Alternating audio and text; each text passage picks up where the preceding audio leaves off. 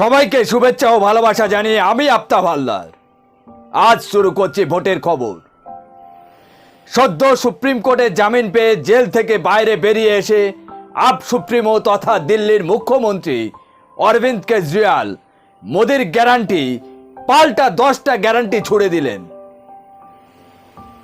কেজরিওয়াল জনমুখী ইস্তাহারে ঘোষণা করে রীতিমতো বিজেপিকে চ্যালেঞ্জ ছুড়ে দিয়েছেন।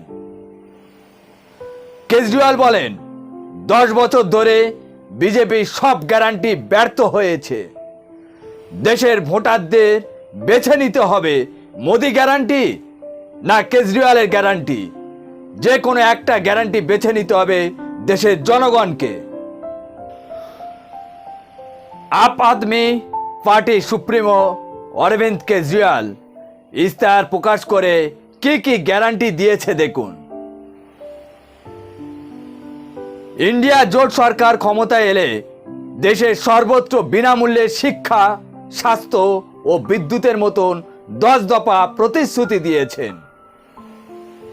সেই সঙ্গে চীনের অধীনে থাকা ভারতীয় জমি ফিরিয়ে আনার আশ্বাস দিয়েছেন।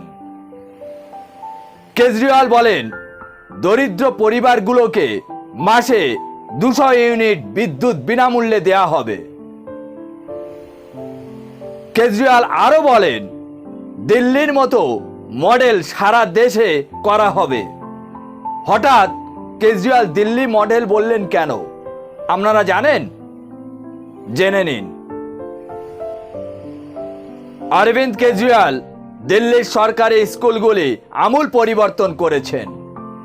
স্কুলগুলির পড়াশোনা ঢেলে সাজানোর পাশাপাশি সরকারি হাসপাতাল, স্বাস্থ্যকেন্দ্রগুলো পরিষেবা খুব ভালো করেছে।